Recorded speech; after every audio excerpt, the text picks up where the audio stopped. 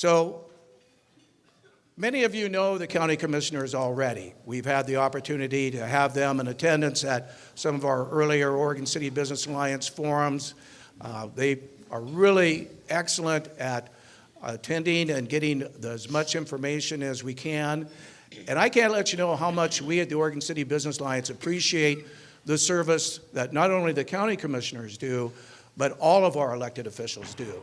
We know it's a tireless job. There's a lot of meetings in the evenings. Sometimes you can run into confrontations with citizens that have different points of view. And it takes a certain breed of individual that looks forward to being a part of that process.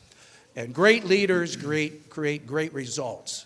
And I think I can say on behalf of everyone sitting here, we have great leaders in the 5 county commissioners we have sitting here. And I personally am very appreciative of what all of you do. So if we could give them a hand.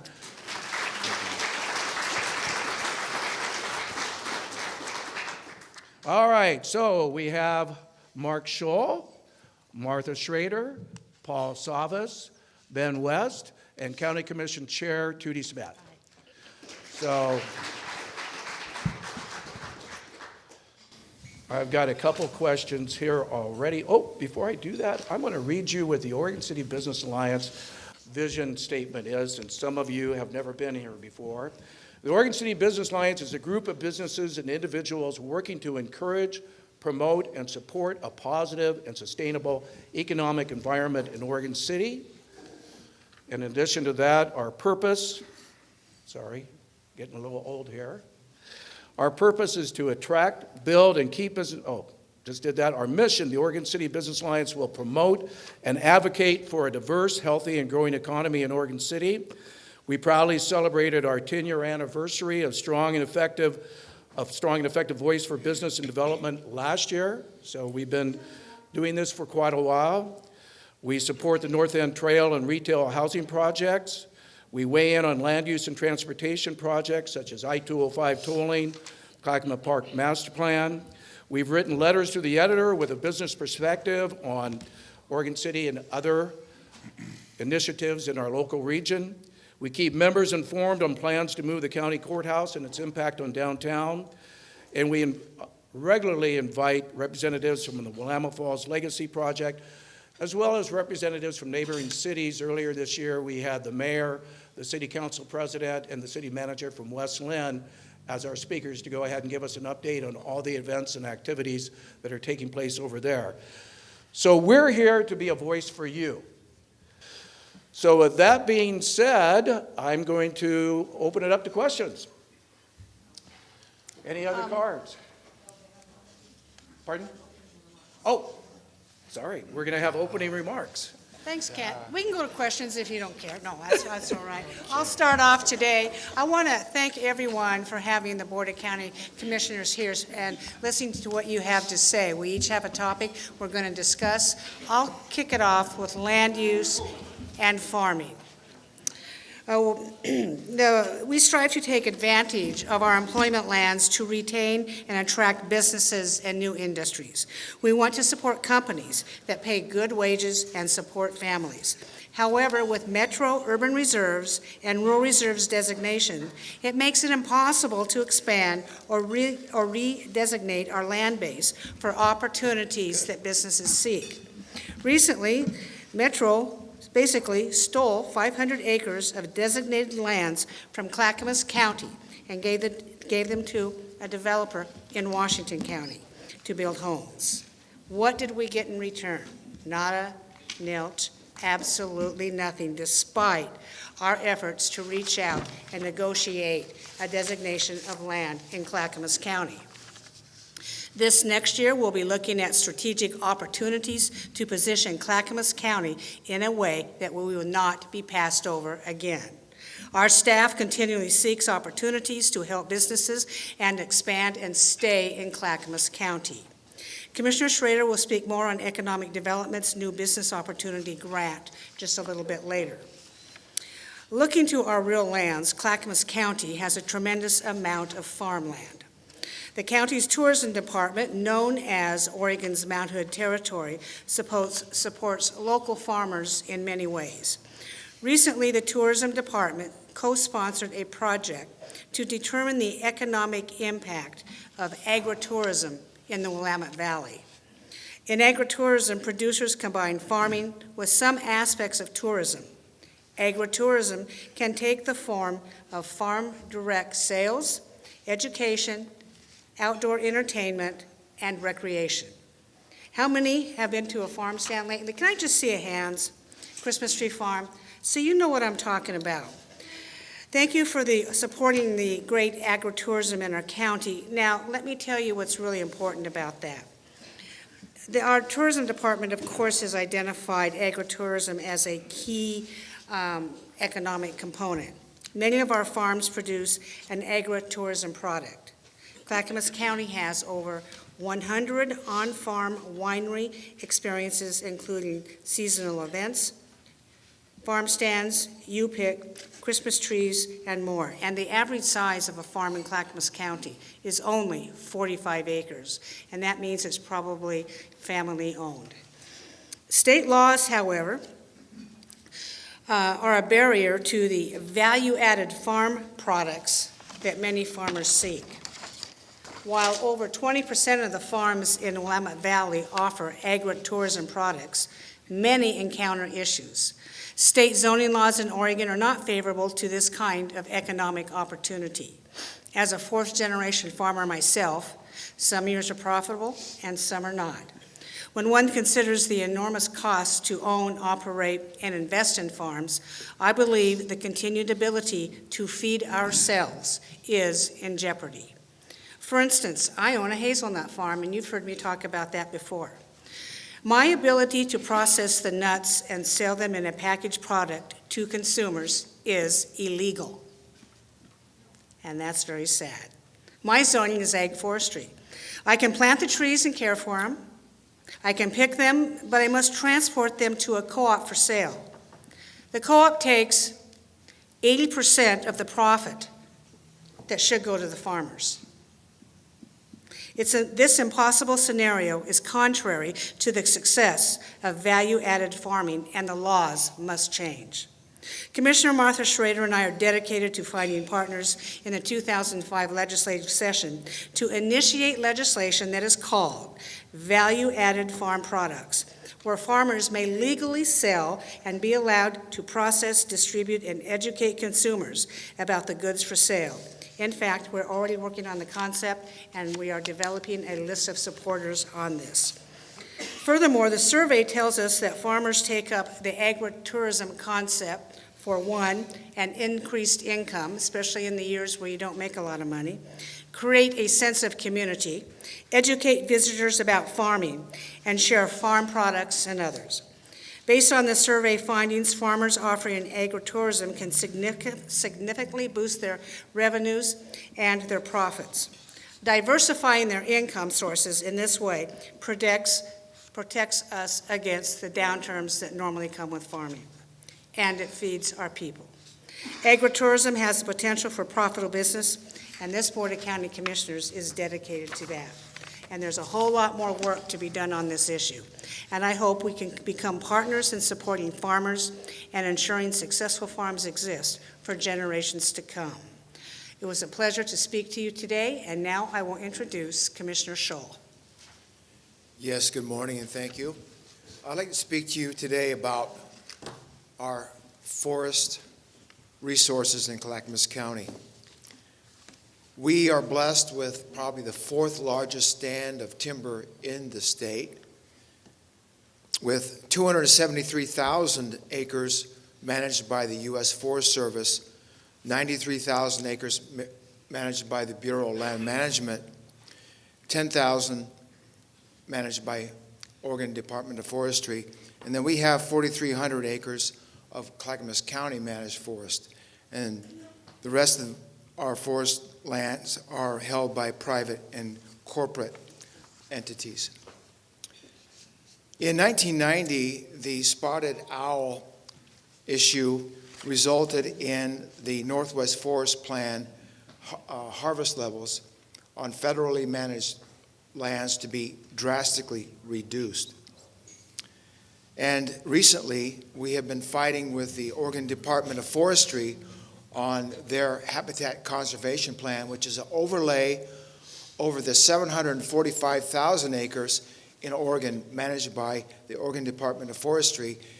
And the habitat conservation plan overlay is a no-cut area that is reserved for endangered species.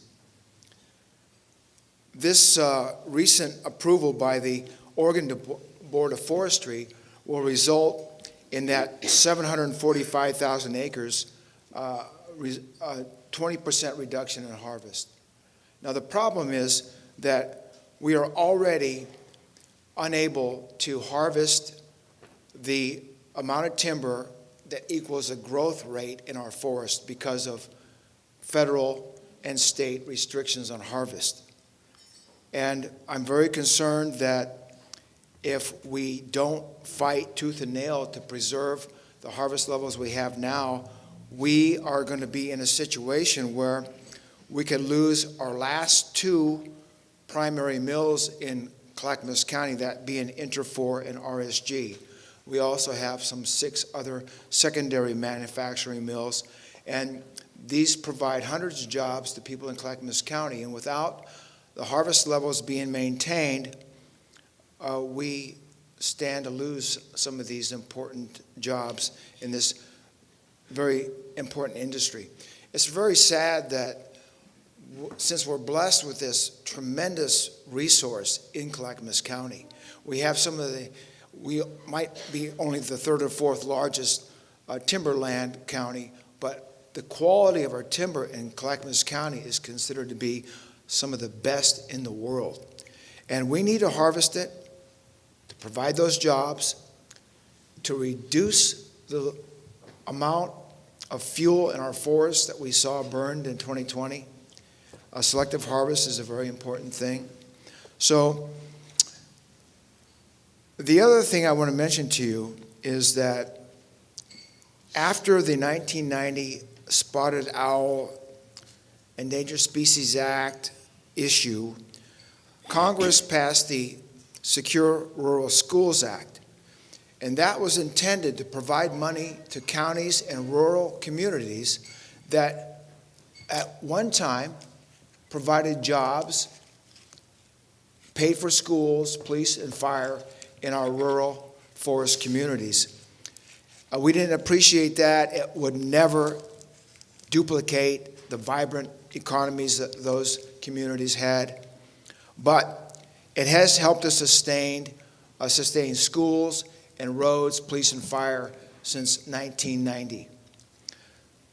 Our county just received our last Secure Rural Schools payment just this month. It's over. Now what? So I'll end this by saying that if we don't fight tooth and nail to preserve what we have, in fact, increase harvest to keep our industries and our people, our communities vibrant, we're going to lose it to bureaucrats in Washington, D.C. who have never even been here to visit our forests. So I encourage all of you to help us fight this decrease in harvest. Contact Senator Merkley and Wyden, and as the Habitat Conservation Plan goes to the federal government for approval by next year, let's see if we can't do something to stop that reduction in harvest. Thank you very much for your time.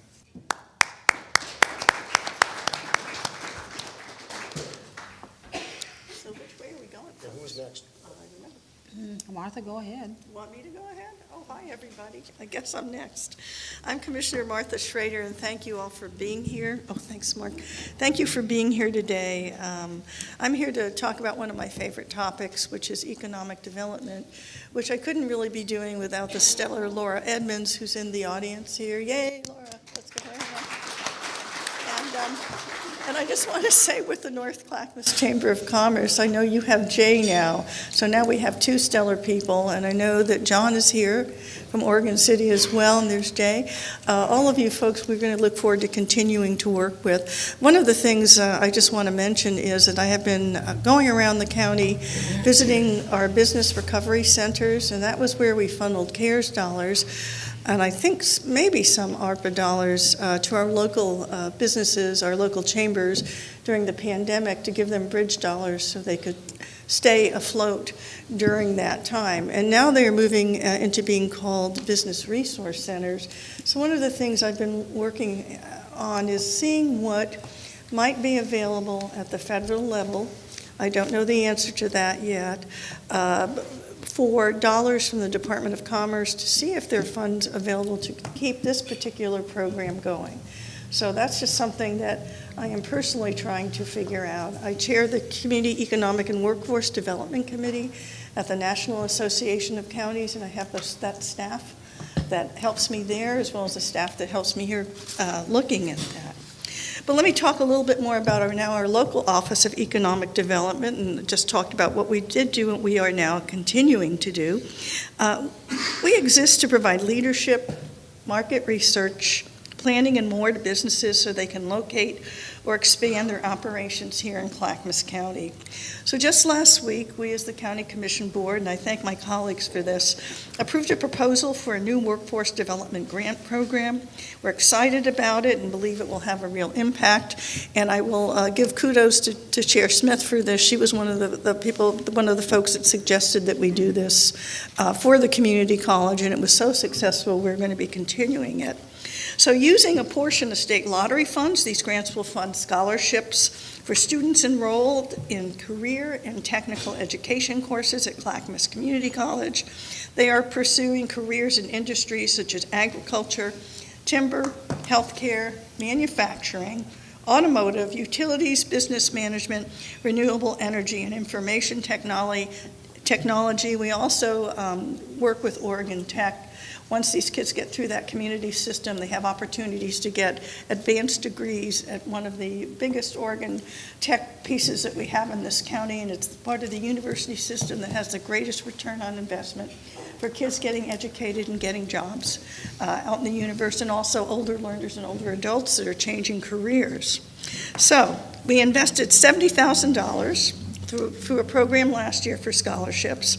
It supported 58 students in 22 accredited programs, and this year we're setting aside $100,000 for this effort. And I'm also happy to share that part of that dollars can also be put towards child care support. One of the things that we are finding out, we're hearing this directly from our traded sector businesses and our smaller businesses, that not having adequate child care is a barrier to the workforce. So we're continuing to work on that to see if we can expand child care capacity in our county. Just yesterday, I had an opportunity to meet with Housing and Urban Development at the state and federal level, and they informed us in our commission that basically they have dollars to put towards child care and when we are building our housing capacity. So that is another thing I hope that we will take a look at in the pipeline, and we'll be able to integrate that housing with child care. It's a magic thing to have happen so people can get back to work, the businesses can succeed, and parents don't have that barrier to work. There's more that we're doing for the business community besides that. Let me talk a little bit about ARPA, American Rescue Plan Act. We provided, ARPA provided federal emergency relief funding to local governments. Clackamas County received about $81.2 million. That was a first for counties, quite frankly, across the nation, and that was because the National Associations of Counties, all of us got together at the national level and lobbied very hard to make sure that it didn't just go to states, but counties, plural, across the United States were able to get that dollars. So I'm really proud that we got our $81.2 million directly. Federal regulations detailed how the money was used, but we provided $1.3 million to cover state-mandated restaurant inspection licensees fees. We obligated more than $735,000 for a workforce training program for unemployed or underemployed workers, help them develop skills. so they could rejoin the workforce. We invested over $10 million in broadband access infrastructure, and we call that the Clackamas Broadband Exchange. We seek to expand and cover nearly 1,400 additional households, allowing more reliable connectivity for residents to telecommute, conduct virtual health appointments, educational reasons, and more. And actually, now we allocated $4.8 million for the Fairgrounds multipurpose facility at the Fair and Event Center in Canby, and I know that, again, Chair Smith was a real champion of that. Why is that important? It's not just for the fair folks. When we had to deal with the wildfires, the fairground became a central area to not only just relocate people from the rural areas, but the livestock as well. And we had to get people out of those areas fast, quickly, with our emergency management, get them somewhere. So now we will have a building there that is newer, is really going to do the work that we need to do. It can be a center for all kinds of emergency opportunities that our residents and their pets and their livestock face. So I look forward to answering your questions today, but I'm going to make one last thing that I think you all ought to know. We just decided the other day that we were also going to put $600,000 of our lottery funds towards business expansion, growth and workforce development, retention expansion and workforce development. And we're going to be doing a grant program with awards based on a business's unique needs to establish, maintain, or grow a business in our county. The awards will not exceed $100,000. And grants will help businesses to support capital and capacity improvements, support workforce growth and development, leverage other funding through matched grants, and support our business retention in Clackamas County. And we just approved all of this, but it's really thanks to Laura Edmonds, who really did an analysis to see what the gaps were for our businesses in this county, to see exactly what they needed and how we could help them move forward and succeed. So thank you for allowing me to be here and talk about some of my favorite stuff. I appreciate it. Thank you, Martha. We appreciate it as much as well. Believe me, we do. We truly do. So why don't we just keep moving this direction? Paul, we'll let you go next. Great. Well, good afternoon, everyone. Thank you for having us. Probably know what I'm going to talk about. I believe I speak for my colleagues when I say we're really pleased that the governor put a pause on 2 layers of the tolling cake. And I'll talk about the cake in a little bit. And just real quick, I mean, I'd love to have everyone stand up that's either staff or part of the cities that advocated, voted for, and helped build the coalition that was successful. I know who you are. Stand up. Come on. Stand up.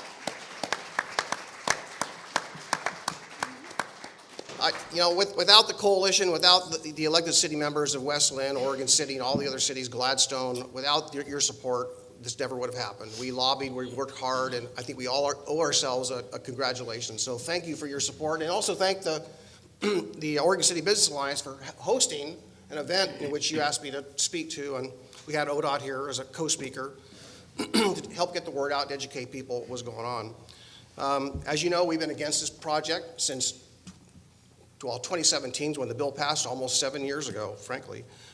We've taken a number of actions over the period of time. It's been very complex through all these legal processes that take place in all the different jurisdictions, state, metro, county, cities. I mean, it's a lot of work, and fortunately we had a good team put together.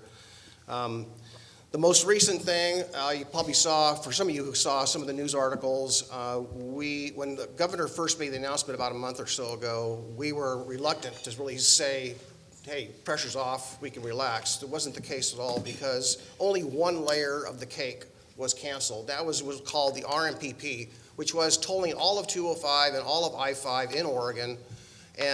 But yet, a lot of work on that hadn't even been developed. We hadn't even made a case for that, so much as we spent all our time making the case for this I-205 section near the Abernathy Bridge that affects West Linn, Oregon City, and all the surrounding communities.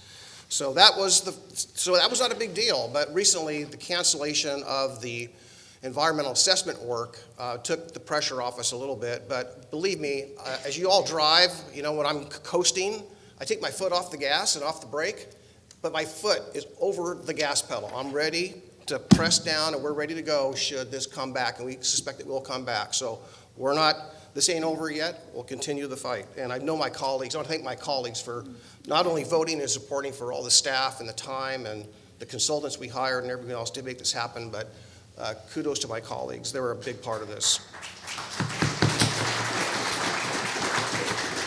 Of course, I want to thank all the local businesses that they were a big part of this. We had the state put on, the special subcommittee put on forums in the metro region area, 5 total, I believe, and the outpouring and the people that showed up in the Clackamas County ones, Wilsonville and Gladstone, was huge. So some of you in this room were there. Thank you for your work on that. What my other point here? So I talked about the 2-layer cake. So the one layer we were fighting, I kind of mentioned already, was this toll on I-5 over the Abernathy Bridge, and we have diversion. It's been a safety issue for Clackamas County for years because people currently, today, especially right around 3 o'clock at rush hour and early in the morning, are diverting through Stafford, through Wilsonville, through Oregon City, Canby, and they're crisscrossing. And when I first came on the commission, all I got was, being the transportation person, a lot of feedback from people talking about the wrecks in front of their homes and people dying and cars flipping over and everything else. And so I recognize that reading the accident reports, people saying, well, I was stuck in traffic, so I decided to take a shortcut, and I didn't know the road, and I drove into a ditch and flipped my car. Those are the kinds of things that are affecting us. Willamette Falls Drive or Main Street in Oregon City are impacted at rush hour. It's an economic killer, the diversion is, and to add a toll on top of 205 would have just exacerbated that. Our worst nightmare would have came true, which is just more diversion than they already have today.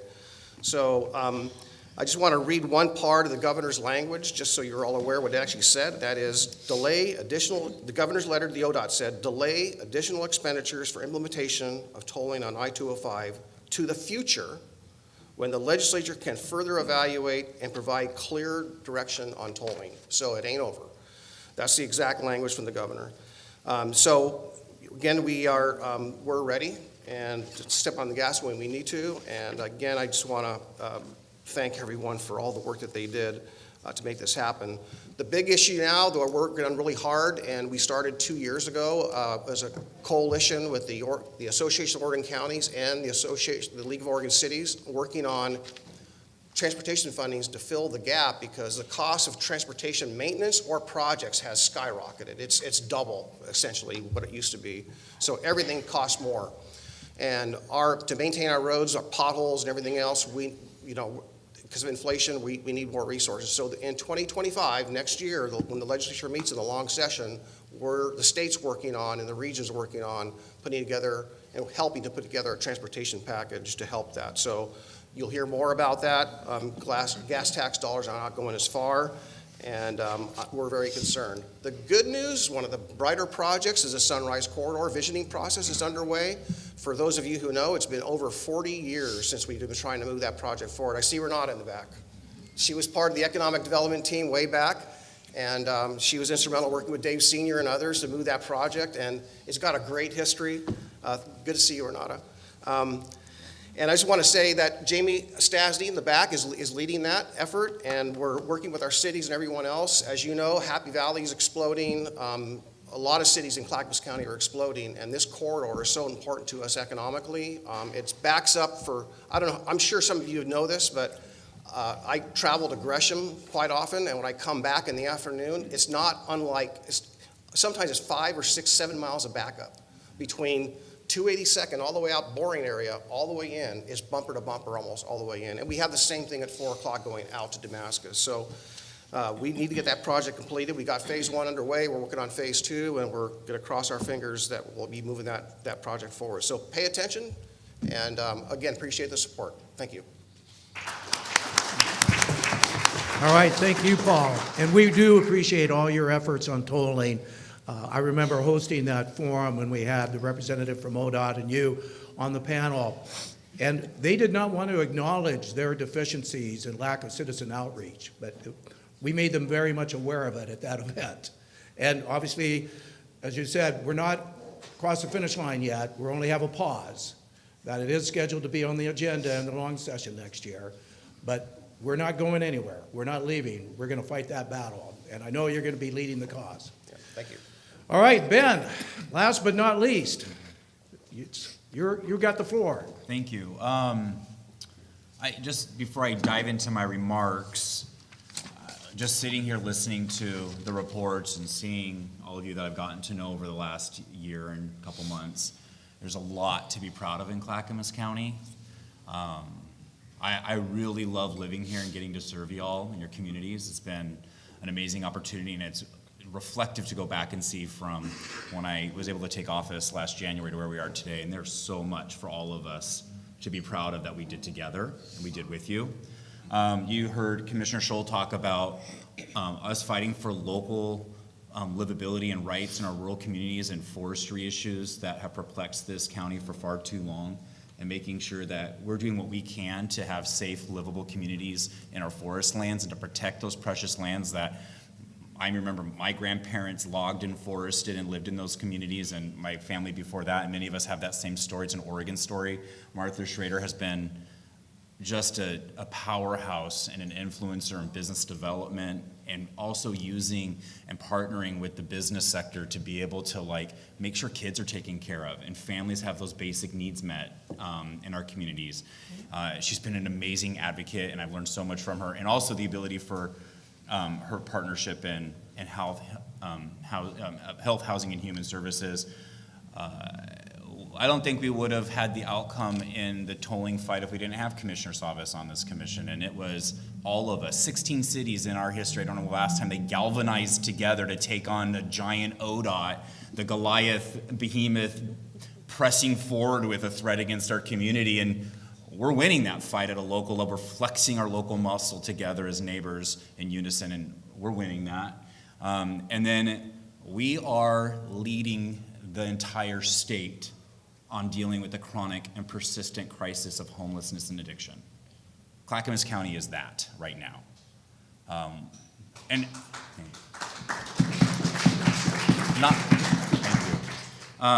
But there are a few people in this room that must be acknowledged that are doing this work every day. I think I see loved one here, Father's Heart. Stand up, stand up.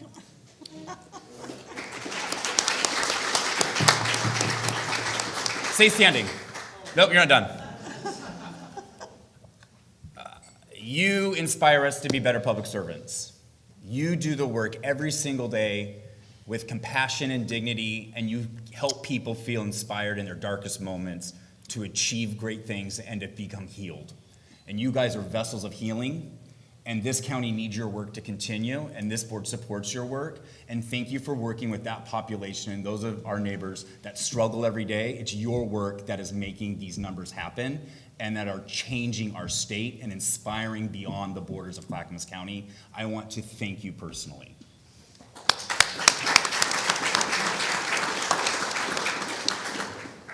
And Clackamas County is getting noticed. Tonight in British Columbia, Clackamas County will be highlighted in a documentary on how to deal with a local area that has had such a chronic and persistent crisis in homelessness and addiction, and what did decriminalization look like in your community, and how did you still achieve the outcomes you did in that environment. British Columbia is actually considering a whole decriminalization, following the old Oregon 110 model. And they came to Clackamas County and they said, how are y'all doing this? You guys are in the Portland metro area, and we hear all this other news, but then there's this bright hope and bright spot, and it seems to be coming out of Clackamas. And so they sat down and interviewed us, but that's not the first time that's happened. News outlets across this nation, out of the United Kingdom, have noticed the work that we've done in Clackamas. In local media, the evidence is in, the numbers have been counted, and we are really tackling this issue in a way that nobody else is seeing as they continue to deal with the numbers increasing in this area. Clackamas County is going in the right direction and seeing them decrease. We're helping more people, we're making a better impact, and I'm proud of what this board is doing. How did that start? We knew we were going to get a bunch of tax dollars from the SHS measure. And we also knew that this thing was exploding and getting out of control. So we took a step back And we needed to make sure we set forth a vision and a framework and a worldview and an ethos that allowed us to be directive in our purpose. And we did that by basically establishing a recovery-oriented system of care, holding everybody accountable to that, and using that worldview to direct our actions. And it started with a recovery-oriented system of care where we all believe that from a grassroots level, we are all stakeholders in dealing with this crisis. So that means business is a stakeholder, faith community is a stakeholder, your electeds are a stakeholder, the teachers are a stakeholder. Everybody has a stake in building a healthy community, and we are all responsible for a healthy community. And we realized that much of the community wasn't healthy, and we needed started to change how we addressed it, and it started with a recovery-oriented system of care and building that network out. In Clackamas County basically said our vision and ethos is that we believe that everybody who needs treatment and care and housing deserves it, and that we believe that sobriety and recovery is actually the end goal and it's possible. We don't want to see people traditionally just in this hamster wheel of despair where they don't ever really get out of this cycle and they're kind of trapped and there's no hope for them. We wanted to make sure as a community we built out that continuum of care, and we believe that that's possible. We also think that tackling this issue head on directly impacts business. When you see businesses want to invest in healthy communities. They don't want people and their staff and their workforce having to deal with people sleeping in their stoops of their business in the doorways. They don't want to have to deal with the chaos that could come along with that. They don't want high criminality. They don't want to have to deal with property crimes that are associated with that. They want safe communities, and so we believe it directly impacts business. Then we kept going, and we said we got to get out of the Oregon echo chamber. There's a lot not working in here. There's a lot in Oregon not working, out of Salem, out of Multnomah County, out of the Northwest. And so what we did is we began to look for, I want to call them little pockets of excellence in places where they were having real success in this crisis, and we convened a summit. And we brought in thought leaders and world leaders from all over to come in and say, let's get together for a weekend and let's plan real policy that will make a real difference. So we had a recovery summit. It was highly successful. We had people with lived experiences. We had local powerhouses like Dr. Mendenhall, Dr. Tangay, one of the leading pain and addiction specialists in North America. We had an advocate out of Houston, Texas. We had all these people come in and convene. It was like, how can we tackle and be tailored to the needs of Clackamas County? Out of one of the big policy decisions, I'll bring it up again today, it was recently announced, Clackamas County is looking to build a world-class multi-acre campus recovery summit to help people from street-level homelessness get the care they need through the entire care continuum to sobriety and self-sufficiency and healed in our community. Building real assets that get people healed. Visionary big things coming from not just our resolution and who we are as a recovery summit, but also out of the work we had done prior. We wanted to actually not like throw a noodle at the wall and see if it stuck and see maybe if we could just spend more public money that will work. We wanted to be encompassing and mindful in our approach and working with our partners like Father's Heart and Love One and others to get that job done, and we're doing it. This board believes that the jail or the emergency room, I have been that nurse on that shift all night in the emergency room. It is true. We do not want this population endlessly going in and out of our jail system or the emergency room. We don't believe it's the right place for people experiencing a drug overdose or behavioral issues related to drugs or behavioral needs. This crisis and intervention services and long-term supports, a continuum care is what is needed. We've had real success here. Last year, we served more than 19,000 people through our homeless prevention and housing programs. And this number I'm about to give you is shocking, but it goes way beyond any point in time count because we're legitimately in the communities in such a meaningful way. We're able to track this very specifically. Homelessness in our county has decreased by 65% in the last 4 years since the passage of the SHS dollars, while our surrounding counties and the rest of the state has seen that number increase. But we just did it the Clackamas way. We did it a little differently and we're getting better results. Using the Metro Supportive Housing Service dollars last year, we were able to place 665 people into permanent housing, prevent over 600 evictions, provide close to 700 people with rental assistance, serve close to 800 people through emergency and transitional shelters in the Veterans Village. And we're just looking to be incredibly comprehensive in our approach. And we're not done. Now, this issue is a little perplexing because we have the supportive housing service tax in the measure, right? And Metro's now talking about wanting to not have that sunset. They want to talk about making it a forever tax. And I believe we still haven't, even though Clackamas County is far ahead of our regional partners in like making sure we're getting these supportive services up, we still haven't proven to the voters yet that we are ready to ask for that. We need to be responsible in our approach and show that we're making a meaningful dent before we go back to y'all and ask for a little bit more. And so we're going to look at that from a county perspective and like how we want to address that and work with Metro and the rest of the region. But this, what is it, 8 years, 10 years? How far are we into this?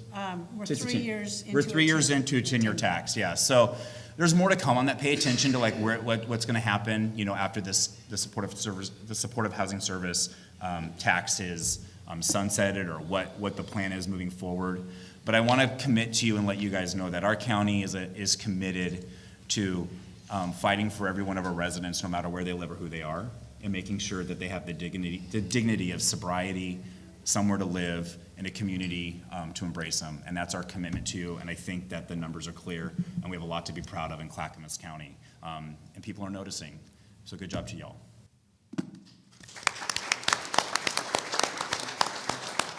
Thank you, Ben. We really appreciate your background and all the personal information that you're able to bring to your focus and your passion when it comes to care for people. And I think one of the things we can appreciate about each one of the Clackamas County commissioners is they all have a deep passion for different causes. They're not all the same, where everybody is kind of focusing on creating business opportunities or creating homeless facilities. Each one of them comes to the table with a different background, a different skill set, but the desire to accomplish something. And we're very honored, privileged to have you sitting in those chairs today. Well, with that being said, I've got some blue cards here. So why don't we go ahead and get started with those? And if anybody else has some questions they'd like to submit, please feel free to hold them up, and we'll send someone by to pick them up and get them read. So I've got a number of questions on the status of the courthouse. Obviously, Oregon City being the county seat, that's kind of an important component of our downtown vitality. I know the new courthouse is moving along. I believe everything's on budget, everything's on schedule, which is an accomplishment when you're doing construction of that magnitude. But does the county have any specific plans in place yet as to how they'd like to see the existing courthouse transition into private hands? And then maybe touch a little bit on the financing structure of the new courthouse, because a lot of people are kind of wondering, well, why are you leasing it instead of building it? Don't go into a lot of detail, but just was there a financial reasoning behind that? But let's start out with the first one. Do you have any specific plans for the old courthouse? Well, thanks, Kent. This Board of County Commissioners has not had an open session on the discussion of the old courthouse, and it's being teed up. We'll start next Tuesday in issues and updates. If the board agrees, and we'll schedule it for a policy session to get all the commissioners' opinions. We've all been talking to people in the community. I just need to say the new courthouse won't be finished until May of 2025, and then the move will take place. It'll probably take until August to have everybody moved out of the old courthouse. So we're looking at August of 2025 before we can even go in and do an assessment as to the condition of it.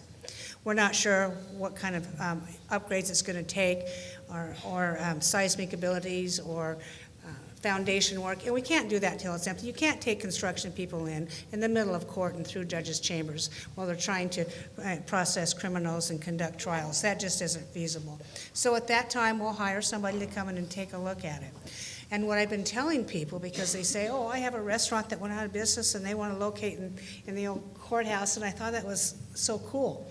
I have a personal preference, and it's just one commissioner speaking here today. I would like to see it go back into private hands for development of multi-use and get back on the tax rolls.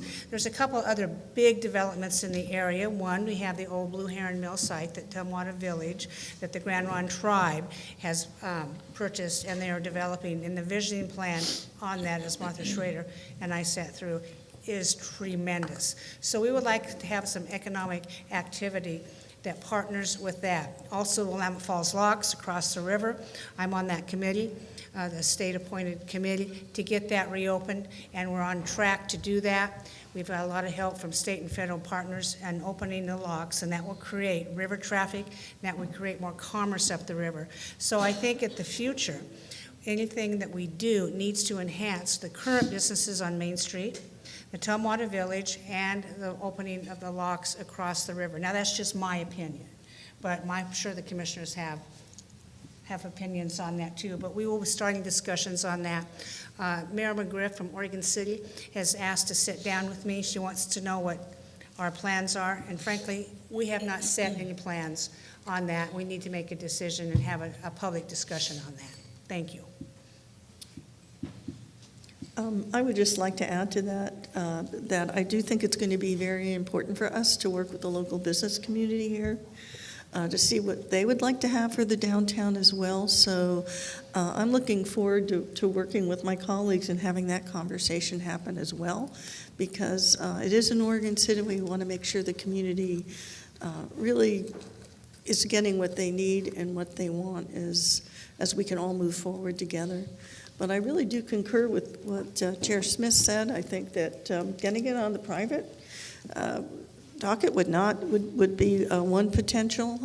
I do know that Milwaukee is working on one of their older buildings now and revitalizing it. So let's see what happens with this. But. Okay, anybody else?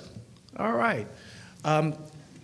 In regards to housing, and I know I've talked with Tootie and others on the county commission, Metro did authorize the transfer of several hundred acres in the Oregon City Park Place Concept Plan, as well as out towards Damascus, allowed the transfer of that land to go ahead and go to the west side for the River Terrace project. I believe it's in Tigard. And we got nothing in return. And I know that the Clackamas County Commissioners put up a fight to maybe get some industrial land brought over here. Even if we couldn't replace it with other residential land, how about throwing us a bone with some industrial land?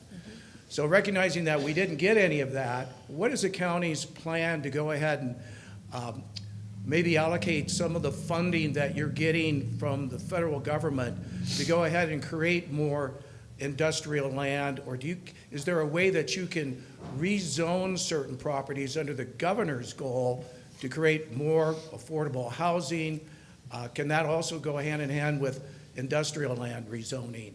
Has the county explored how they might be able to increase affordable housing in our communities? I'll take a shot at it, and then any commissioner can answer. There was a new House bill passed. It's called 4063. And that does allow the tri-counties, and basically it's just for Clackamas and Washington County, to take a look at doing exactly that. But it doesn't go into effect until 2 years. So why pass a law, but you can't do anything for 2 years, right? To me, that's nonsensical. We are beefing up our economic development office. And we talked about Laura Edmonds and the grants that we approved are going out the door. What we didn't say is we're going to do I don't know if you want to call it a visioning statement or a land use study or whatever, to take a look at what lands we have available in Clackamas County and what are our obstacles to developing those lands. One is Metro, and one is our land use system. We just can't take a magic wand and change decades-old zoning to get more industrial lands. Now, Metro has told us, and has told me personally, you guys just aren't ready.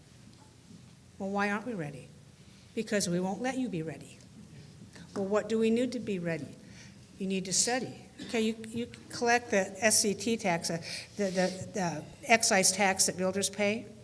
Well, where is it? Let's do a study. Well, what do you want to study? Well, we want to study availability. No, I don't think so. You're not going to do that. You're going to study what we want you to study. And that's exactly how these conversations go. And that's why I talked about that in my opening statement today. But because we have saved our lottery dollars over the years, we have put aside money to do our own study. And we're going to do it the Clackamas way.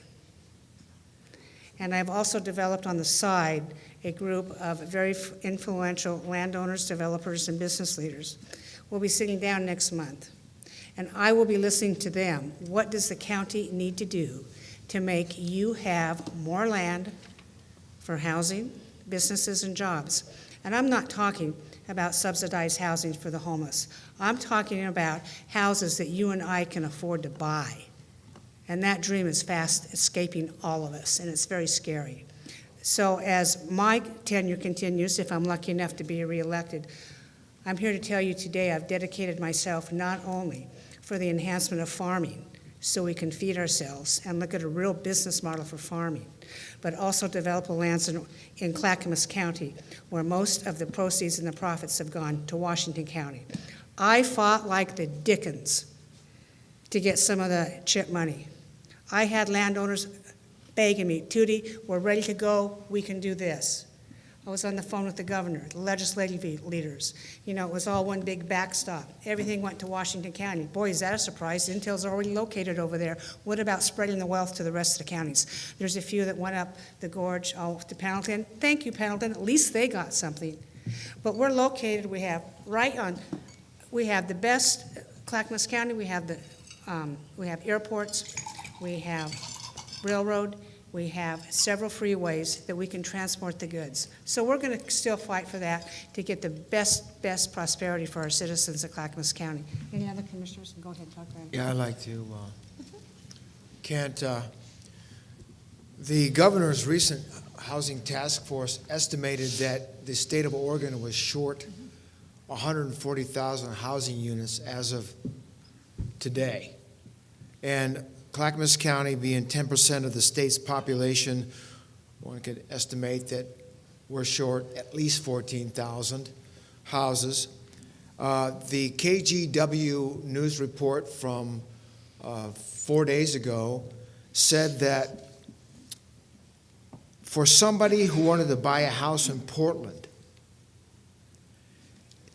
to keep their income at 30% of the income going towards housing, they would need to have an increase in their income by $65,000 today over 2020 income levels. That's how steep prices on housing is going in our region. And the more we struggle to help people with rental assistance, supportive housing, and all these things we have going on, the more we end up taxing the very people who are struggling to try to save money to buy a house. Our young people are getting further and further behind every month in being able to save the money that's needed to buy a house. Also, every time we pass a new tax, every time your electricity bill goes up, your gas bill goes up, your water bill goes up, and of course every year we see property taxes go up, that essentially adds to the cost of paying for a house, a mortgage. Now, in Clackamas County, we have done a few things to try to attract new builders and development by deferring system development charges over time. But we need to be able to look at supply and demand. Land inside the urban growth boundaries is 4 to 8 times as expensive as land outside of urban growth boundaries, and that means housing projects don't pencil out for the developer and the builder. So, the big impediment in the state is Senate Bill 100 from 1973, which imposed urban growth boundaries around all our cities, instituted Metro in its urban growth boundary. We're the first state in the nation to do that, and now, 51 years later, the land inside the urban growth boundaries is more restrictive. What is available for development is more difficult to develop. We need relief from Senate Bill 100 from 1973. Finally, the idea behind Senate Bill 100 was to prevent the state of Oregon from becoming an Orange County or a Marin County or many other counties in the nation that saw explosive growth after the Second World War. Oregonians didn't want to see that. But now, 51 years later, we are restricted by this bill. And finally, let me just add that the idea to build housing developments that look like the 1950s paradigm of the single-family house on a quarter acre is no longer economically viable. We need people, we need our planning to work on a new paradigm for the integration of residential projects with new commercial, industrial projects for jobs, and combining that with new development for highways and other infrastructure, sewer, etc. All these things have to happen. And again, with land as high, as costly as it is, we're never going to achieve our goals. And I might add, Mark, one of the other costs that have gone up that people don't recognize, because it's not talked about a lot, is the cost of insurance. Homeowners insurance policies have probably gone up over 20% in the last year or two. And one of the main causes is wildfire threats. Yep. Some people can't even get insurance for their homes any longer. The insurance companies in those rural communities are just canceling them because the threat is just so large. And then also there's some other things, I won't go into a lot of detail, but there's a recent settlement with the Realtors Society nationwide so that the sellers no longer pay the buyer's agent their commission. So a buyer of a new home now may be the one who pays their agent their commission. On a $500,000 home, we're talking thousands of dollars that they've got to come up with up front to cover their down payment plus the buyer's commission. Well, that doesn't work. So anyway, there's just a lot of headwinds that I've been in the real estate community for 40 years. Back when I started in the early 80s, I could get a project approved in 6 months. And now it's 6 years? You don't know. There's just so many unknowns. But I know we're all working on it, and that's a positive thing. We're all aware of it, and we're all focusing on it. Kind of switching topics here. Recently, the County Commission made some changes in their positions on diversity, equity, and inclusion. Would you like to share the reasonings behind that, and have there been any repercussions from that? I'll let anybody speak. We had a department out of the administrative office that handled DEI work. That department was mandated to handle specific reporting that was required by law, and none of that was actually happening. And so Gary, under his administrative function, was able to restructure that office into the HR department and make sure that that reporting function continued. And I think we wanted to make clear, at least in Clackamas County, that everybody in the organization is valued and welcome, that we promote equality, fairness, and merit in Clackamas County, that your immutable traits are not what define you, but your character is. And we wanted to make sure that we were promoting that value system in Clackamas County, and so that's why we made those adjustments. And we wanted to make sure that it was a place where everyone felt welcome, and I feel like we've done that, and we were able to navigate that well. Okay. Anyone else? I would just like to add that we do have a diversity, Economic Development Advisory Committee, all of that. So we're still working directly with our advisory group.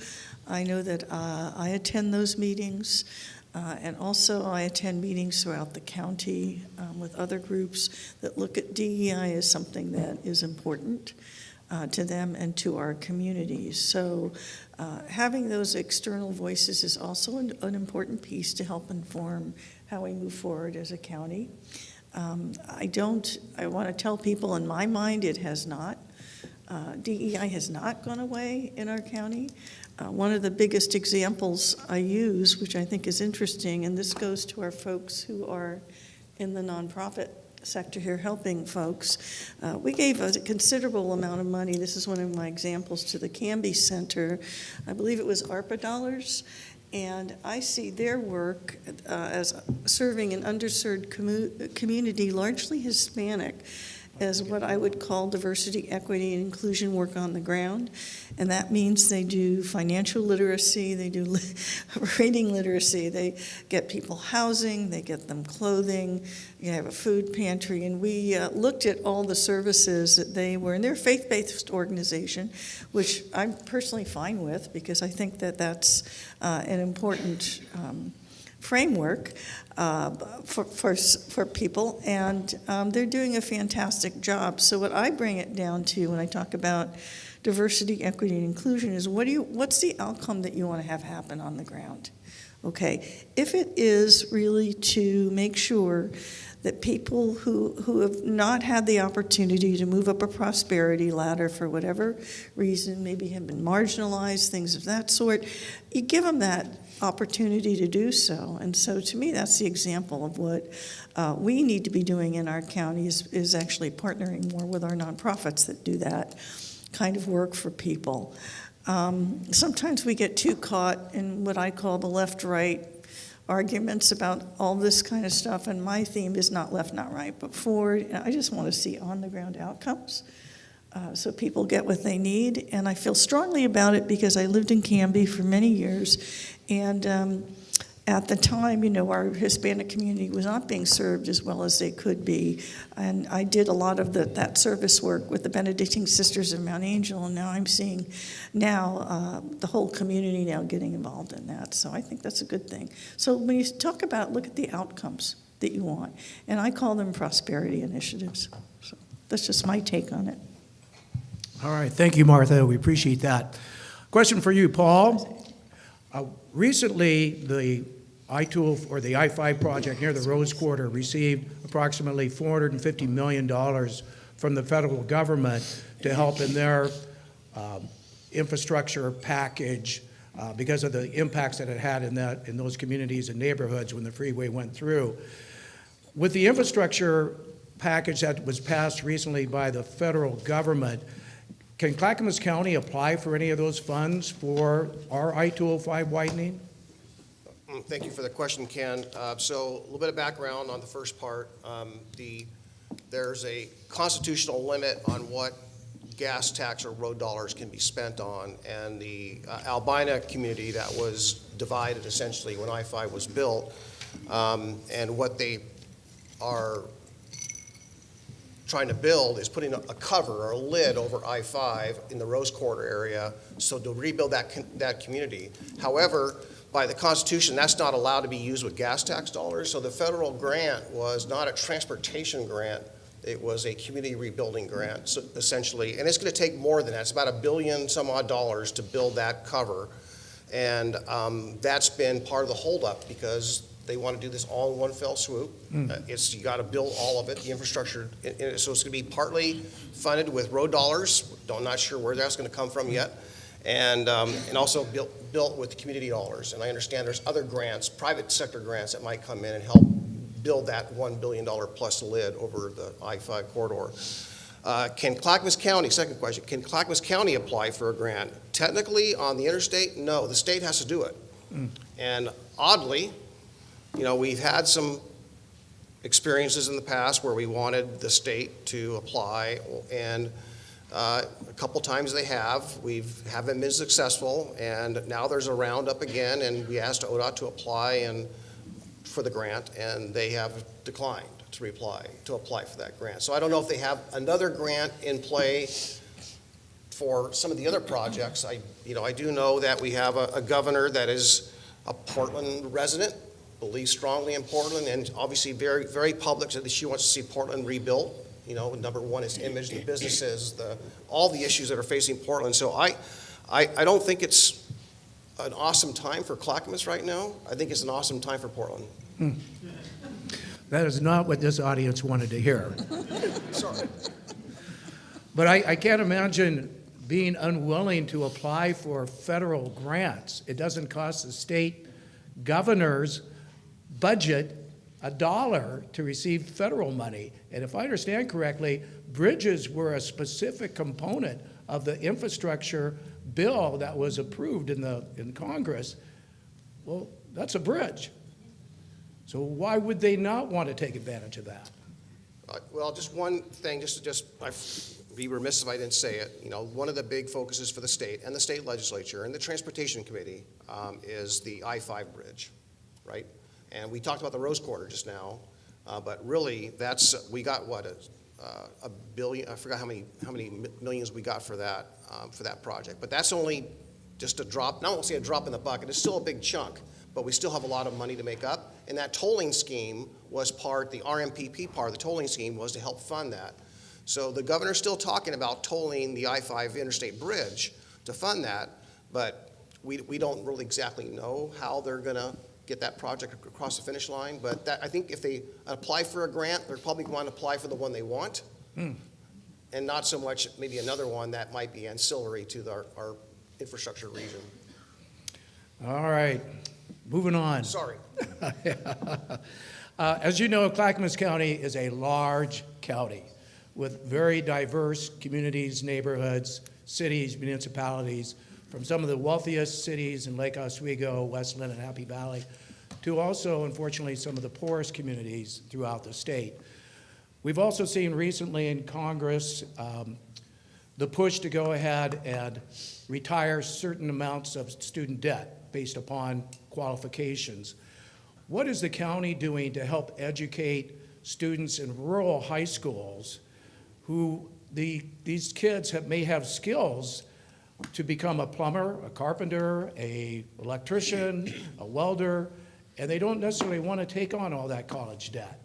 Are there programs in place today and are planned for the future in the rural communities? Ben, you've got your hand up. Yeah, I'll be real transparent with you guys. I'm assuming I'm the only one on this panel that has an enormous amount of student loan debt. And is about to have my son is about to graduate high school from West Linn, and we're having this real conversation about how do you set up your future moving forward. Do I want my son to be prepared for the workforce? But how does he find the best way to do that, to set up for his future, right? There are a number of opportunities, as we all know, for my son could go to Clackamas Community College potentially for very little money. He could learn a trade and a skill. He would come out of school with no debt, and he would have the ability to immediately, maybe one day open his own business as he develops that skill in one of the trades. We've worked really, really hard with AMR to set up scholarship opportunities for paramedics as we have a workforce crisis there. Very innovative programs that we partner with them on. That you graduate from that job, you're in the high 70s, and a few years in, you could be six figures as a paramedic on an ambulance. And we really need good paramedics in Clackamas County, really badly. So if you know anybody, we have scholarship programs through AMR for them to get through school. I serve in the United States Navy. I'm an officer in the Navy, and for some young men and women, that was a wonderful pathway through our OTC, through the GI Bill, for them to help cover some of their expenses. But I don't think my son graduating from PSU with a degree in basket weaving or philosophy, all really great studies, necessarily is going to be more than a credentialed piece of paper framed hanging in his office while maybe he works at a job that doesn't help him pay the bills. So I think we talk about this all the time with workforce. I know Commissioner Schrader does. We are working in the legislature to figure out creative ways to make licensure easier. So one of the ways that we've been having this conversation is down in Salem. How do we make maybe a captive workforce like corpsmen in the military who have some trauma training, bridge program quickly into a paramedic school, get them on an ambulance quickly, an innovative way that we're not seeing in other states. So, and how do we like work with OHA to like make licensure more easy? And the healthcare field with behavioral health, I see Brandy nodding her head, like how do we get, have some reciprocity within our licensure from state to state? How do we join different compacts that make it cheaper and easier for people to become working professionals? So we're having these conversations. A lot of it's through workforce development and things like that. But I, as a dad, don't want my kid to have my debt. I also don't expect anyone else to pay for it. I signed up for it. Thanks. You know, that's just my personal opinion. I signed up for that. And we'll figure it out as a family. But I think there's a better pathway that my son doesn't have to stay in that same cycle that we've seen burden a lot of young people. In addition to the scholarships Commissioner Schrader mentioned earlier, we just approved $100,000 of scholarships at Clackamas Community College for certificate programs, not for 4 years, because we want to see the workforce develop out, a 3-month certificate, a 9-month, something like that, for the trades and medical. I was told by the president there that basically have somebody from Providence Hospital parked out at the door waiting for the next graduates to come out. And we're talking phlebotomists, or we're talking, really the basic level medical care. And when I was over at the college with Dr. Cook, he was telling me about a very exciting program they're doing at the college right now. And you asked, what are we doing to get out into he is taking two of these development programs and actually going out to Malala High School and taking their programs with their machines out to Malala High School and teaching them on campus. Because what he realized is that people aren't able to travel in transportation to the college. And that was a big eye-opener for me. And then we went back and upped our scholarship program from $70,000 to $100,000. And that's really important.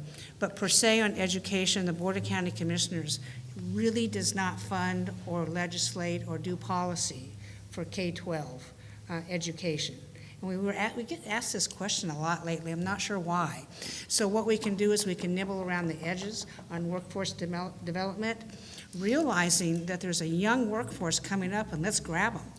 And let's give them an opportunity to get skills and make some money and become self-sufficient. And we really are fortunate to have Clackamas Community College right here in our backyard. It truly is an amazing resource to provide that type of employment opportunity. Martha? Yeah, I do serve on Clackamas Workforce Partnership. I've been the Workforce Commissioner for a while. I missed the meeting this morning because of this, but that's another story. You can ask me afterwards. But one of the things that I think you have to understand about workforce, it's a system, and there's really no wrong door. Okay, we have, for instance, Sabin Schellenberg High School here that does technical, CTE, technical career education with kids. We also have a note up here in Oregon City High School. Do we directly fund that? No. But as a workforce, part of the workforce board, you have to understand that as part of a larger system. We have Clackamas Community College that does a fantastic job, so vote for their bond to re-up it. I'm going to put a plug in for them. They have been champions in healthcare, getting nurses out to our hospital systems for kids. They've been a champion with their new manufacturing center. The other entity that does fantastic work that is extremely innovative is basically Oregon Tech in Wilsonville, which is co-located with Clackamas Community College. So what you really want to do is get high school kids, rural, urban, wherever they are, and you have to get to the school system with, frankly, the advisors that they have, and either get them into a high school program ASAP or start talking to them about what their opportunities are in the bigger world. Oregon Tech, like I said earlier, has got the biggest return on investment, but usually kids start out in a community college, PCC or there, and then move on to that. And those kids make book. I mean, when they get out, their job's waiting for them. The other entity that we have here regionally that we need to be paying attention to is the Oregon Manufacturing Innovation Center. What the business community has done is Boeing is involved in it, our large manufacturers. It's located in Scappoose, but you actually have the businesses there on the campus that help frame the training that the kids get. So, for example, if Boeing has a need for machinists, they have a huge machinist program there. They get kids trained, and what is happening is these larger entities, these traded sector businesses, these kids are getting jobs directly with the companies because the companies know that they've got the site where they're trained and ready to go. Interestingly enough, I have to tell you this was Betsy Johnson's idea. Senator Johnson, we met a guy from Sheffield, Dr. Adrian Allen, Sheffield, England. I got to visit their campus. That's where the model came from. In Sheffield, their poverty rate was like insane. And the whole community in that area of England, which was a coal community, was suffering. What they did there was bring in the big businesses, the nuclear industry, the industries that deal with fiber optics, you name it. They located them there. They built a training center. And again, so those industries would get the kids trained right there and immediately get to jobs. I like to tell people I got a chance to see it firsthand because my daughter lives in England.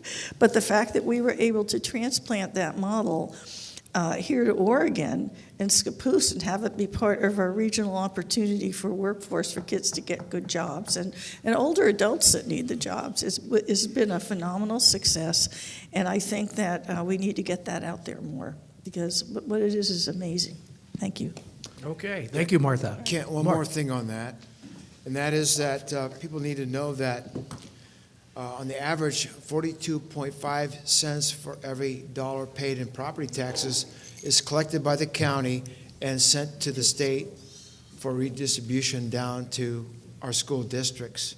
And we're one of the highest states per capita in costs for K-12, and unfortunately, for decades, we've been at number 48 or 49 out of 50 in terms of effectiveness in high school graduation. And I think we cannot pay our way to better schools. We're already maxed out on cost. You know, the governor appoints in this state, the governor appoints the state superintendent of schools, and the governor also appoints everybody on the state school board. And those are the people who have the ability to redesign K-12 expenditures and to shape classes to support today's needs in the business community and make sure our young people have an option, like Commissioner Schrader said, to enter the trades at within just a few years, maybe exceeding $100,000 a year. And our Clackamas Community College, they're already doing a great job and shifting to meet the needs of the business community. And so our high schools can do the same thing. Mm-hmm. It's just going to take the leadership at the state level. I agree 100%. Thank you, Mark. Okay, we don't have a lot of time left, but I did want to ask one last question of each of you. What do you feel has been your greatest accomplishment while you've been serving as a Clackamas County Commissioner? Well, if I may. Sure.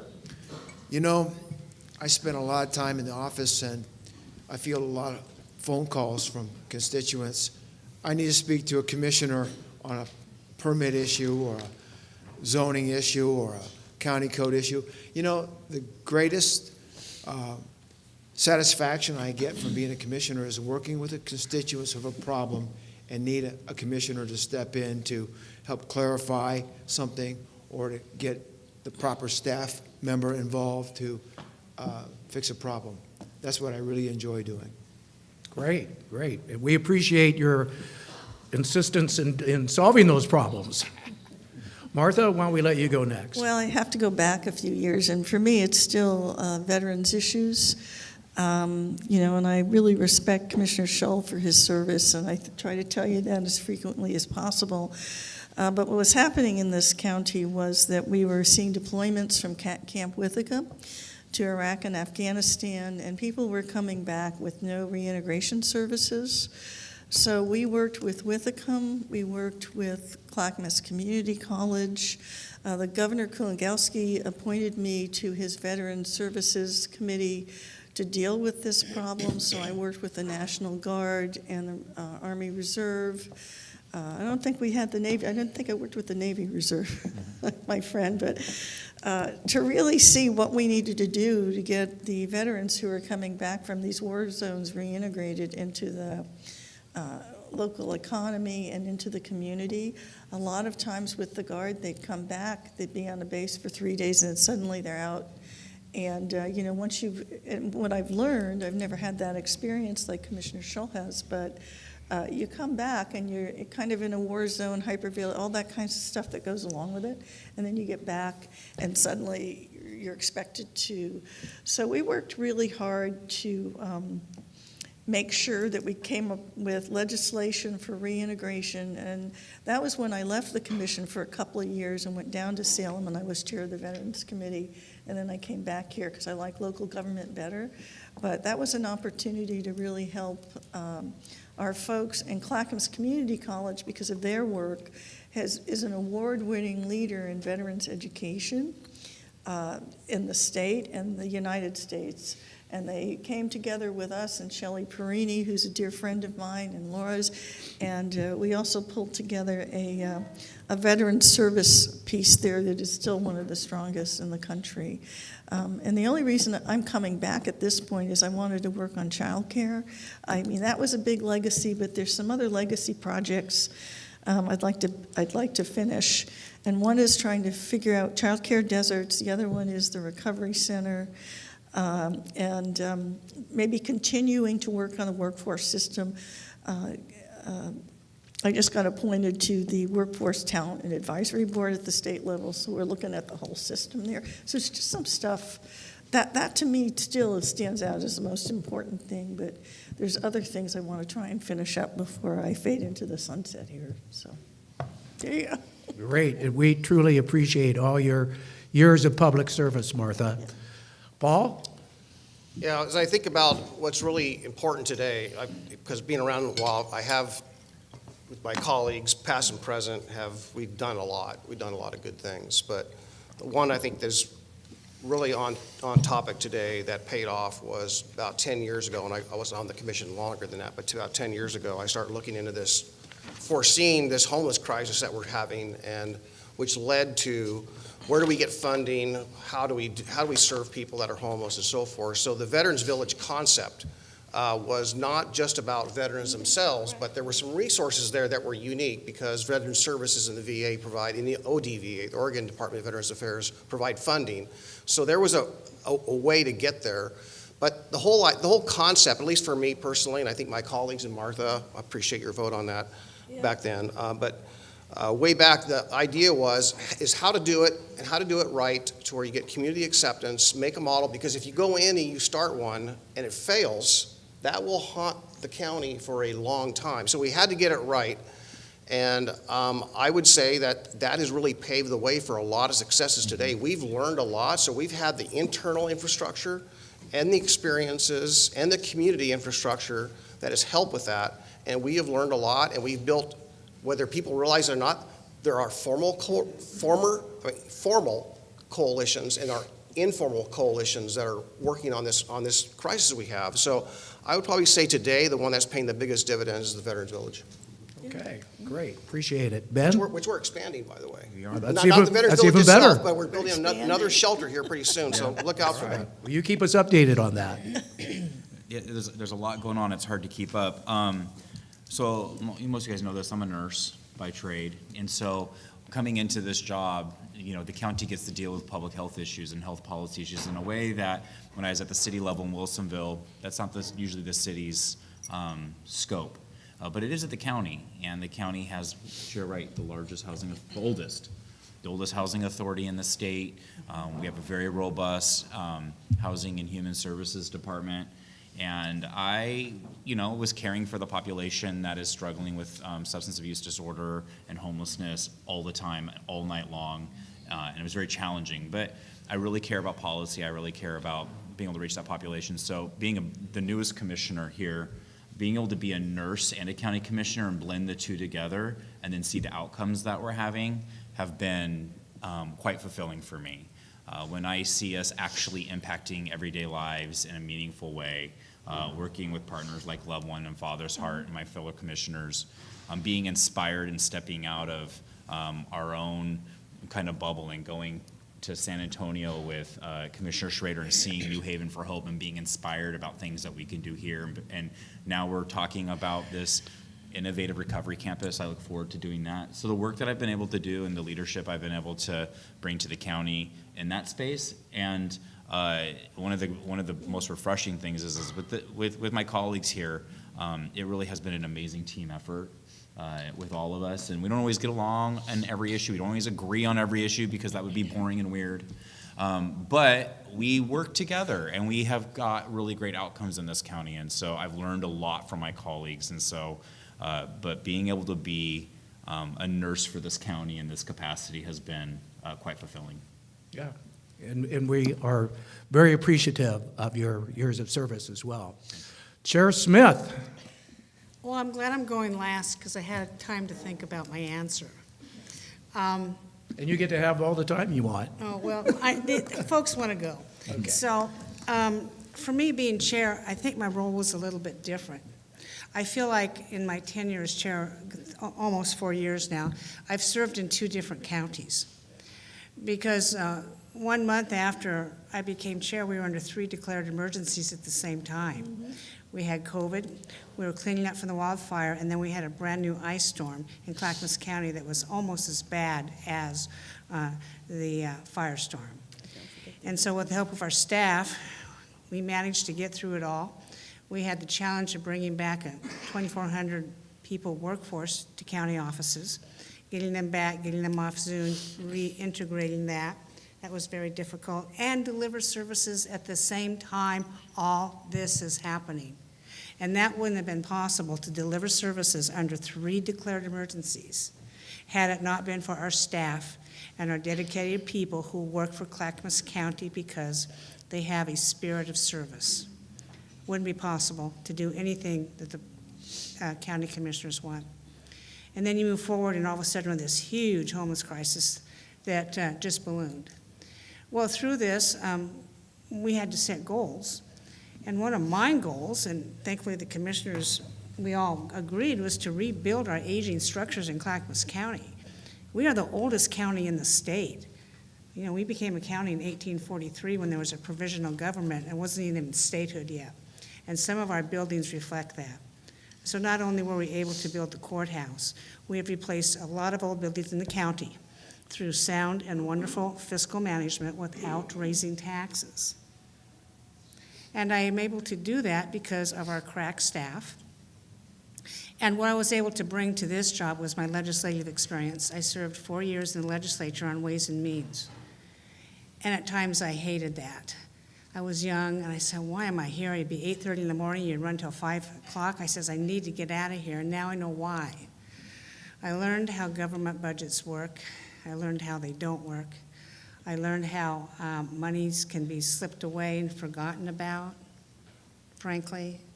I learned what a core service is, and we've tried to adopt a budget that looks at core county services to deliver the best services that our people demand. And we really have defined what that means. So I think going forward, we're going to continue on a lot of that work, and I want to continue to build in Clackamas County and help our people be the most prosperous and happy as they can. Thank you. Great. Thank you.